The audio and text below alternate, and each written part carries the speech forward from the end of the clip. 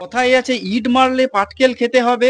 অর্থাৎ রাশিয়াতে ইউক্রেনের বাহিনী যে ড্রোন হামলা করেছিল তাতে প্রায় 41টি যুদ্ধ বিমানকে ধ্বংস করে দিয়েছে। রাশিয়া ইউক্রেনে একাধিক হামলা করে চালাচ্ছে এবং যে হামলার পরিমাণ তারা দ্বিগুণ করে দিয়েছে। ইউক্রেনের যে নিপ্রো শহরের কাছে পৌঁছে গেছে রাশিয়ার সেনাবাহিনী এবং এই নিপ্রো শহরকে দখল করার পথে রবিবার রাশিয়া প্রতিরক্ষা মন্ত্রকের তরফে একটি বিবৃতি জারি করে জানানো হয়েছে যে ইউক্রেনের ডনেস্ক প্রদেশের জরিয়া গ্রামও তারা দখল করে নিয়েছে। গত রবিবার রাশিয়ায় ড্রোন হামলা চালিয়েছিল ইউক্রেন।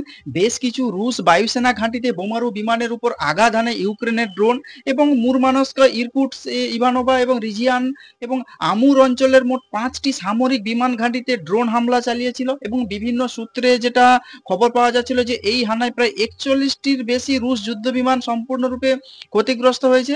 ইউক্রেন দাবি করেছিল যে 11টি রুশ বিমানকে তারা ধ্বংস করে দিয়েছে। তবে এই ঘটনার পর রাশিয়া জানিয়ে দেয় তারা সঠিক সময়ে ইউক্রেনকে জবাব দেবে।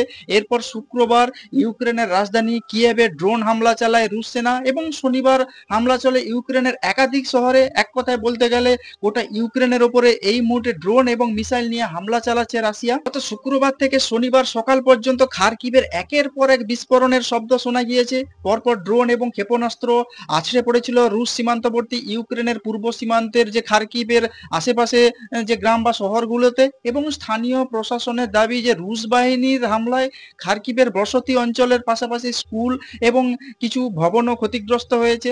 400টি ড্রোন হামলা চালিয়েছে এবং ক্রুজ এবং ব্যালিস্টিক মিসাইল মিলিয়ে প্রায় 40টির ওপরে মিসাইল নিয়ে হামলা চালানো হয়েছে ইউক্রেনের বিভিন্ন শহরে। এর মধ্যে 87টি রুশ ড্রোনগুলিকে গুলি করে নামানো হয়েছে বলে ইউক্রেনের সেনারা দাবি করেছে। খার্কিভের রুশ হানায় একাধিক জনের মৃত্যু হয়েছে, আহত হয়েছেন প্রায় একাধিক মানুষ।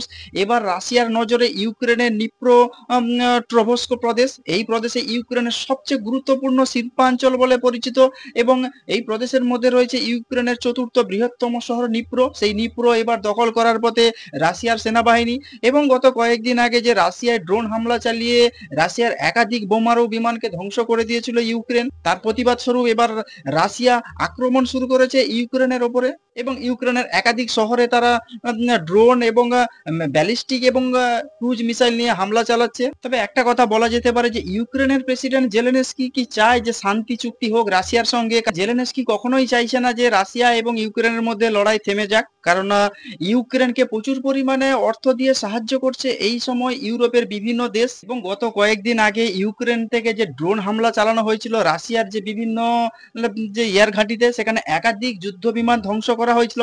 সেই ঘটনাটিকে এমন সময় ঘটানো হয়েছিল যখন তুর্কিতে রাশিয়া এবং ইউক্রেনের দুপক্ষের মধ্যে একটা শান্তি চুক্তি হওয়ার কথা ছিল। অর্থাৎ এক কথায় বলতে গেলে ইউক্রেনের প্রেসিডেন্ট জেলেনস্কি চাইছে না যে রাশিয়া এবং ইউক্রেনের মধ্যে যুদ্ধ থেমে যাক। রাশিয়া ইউক্রেনের একাধিক শহরে এবার হামলা চালাচ্ছে এবং ইউক্রেনের যে নেপ্রো শহরকে এবার দখল করে নেওয়ার পথে। আপনারা কি বলবেন এই বিষয় নিয়ে? রাশিয়া এবং ইউক্রেনের যুদ্ধ নিয়ে যদি কোনো কিছু বলতে চান তাহলে অবশ্যই কমেন্টস বক্সে কমেন্টস করতে পারেন। আর নজর রাখুন নাচিন্তা টিভি।